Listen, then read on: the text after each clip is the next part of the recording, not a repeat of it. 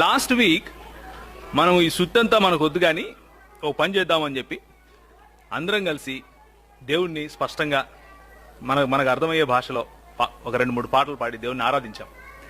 ఒకే పాట, యాక్చువల్గా ఒకే చరణం, కానీ మంచిగా దేవునికి స్తోత్రం చెప్పాం. చెప్పిన తర్వాత మనం ఏం చేసామంటే ఒక కొత్త సిరీస్ని స్టార్ట్ చేసుకున్నాం. ఏంటి అంటే ఖురాన్ అనే సబ్జెక్ట్. ఎందుకు ఈ సబ్జెక్ట్ చదవాల్సి వస్తూ ఉంది మనకు అంటే, ఎక్కువ సార్లు ఒకవేళ ఒకే అబద్ధాన్ని గనక మన ముందు ఎక్కువ సంవత్సరాలు లేకపోతే వందలాది వేలాది సంవత్సరాలు ఒకే అబద్ధం మన చెవులకు వినబడింది అనుకోండి, దాన్ని నిజం అనుకునే ప్రమాదం ఉంది. ఉదాహరణకు, భూమి గుండ్రంగా ఉంది అని ప్రయోగాత్మకంగా కనుగొనక ముందు అందరూ ఏమనుకునేవాళ్ళు? భూమి బలపరుపుగా ఉంది అనుకునేవాళ్ళు. వేల సంవత్సరాలు అలా ఆలోచించి ఆలోచించి ఆలోచించి ఆలోచించి ఒక ఆయన ఒకరోజు వచ్చి, లేదయ్యా భూమి గుండ్రంగా ఉంది అంటే అని చంపేస్తామన్నారు. బహిష్కరించారు కూడా.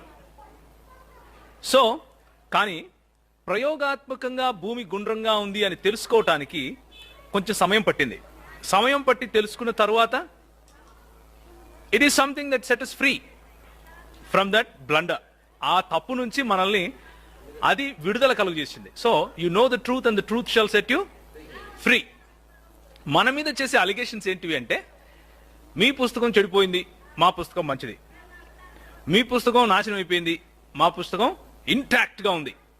మీ పుస్తకంలో ఏది కరెక్ట్ కాదు, అక్కడక్కడ కొన్ని మాటలు దేవుని మాటలు ఉన్నాయి, కానీ మా పుస్తకం అంతా దేవుని మాటలే, బయట వాళ్ళ మాటలు ఏవీ లేవు. ఇలాంటి క్లెయిమ్స్ మనం వింటూ ఉంటాం. కాబట్టి ఇందులో ఎంత మాత్రం సత్యం ఉంది అన్న విషయం చూసుకోవడం కోసమే ఈ ప్యారలల్ స్టడీ చేస్తున్నాం. ఫస్ట్ ఏమో మన పుస్తకం పైన మనకు కాన్ఫిడెన్స్ పెరగాలి. మన పుస్తకంలో ఎక్కడెక్కడ ఏ ఏ విషయాలు మనం తెలుసుకోవాలి అన్నది జార్జ్ అని చెప్తుంటే, దానికి ప్యారలల్గా అవతల ఎవరైతే క్లెయిమ్ చేస్తున్నారో ఆ గురిగింజ మాటలు అర్థం చేసుకునే ప్రయత్నం చేస్తున్నాం. అంటే బాబు, మా వెనకే కాదు మీ వెనక కూడా కాస్త చూసుకోండి అని చెప్పే ప్రయత్నం చేస్తున్నాం. ఓకే, మా వెనక మేము చూసుకుంటాం, మాకు తెలుసు, మీ వెనక కూడా కాస్త చూసుకోండి అని చెప్పే ప్రయత్నం ఇది.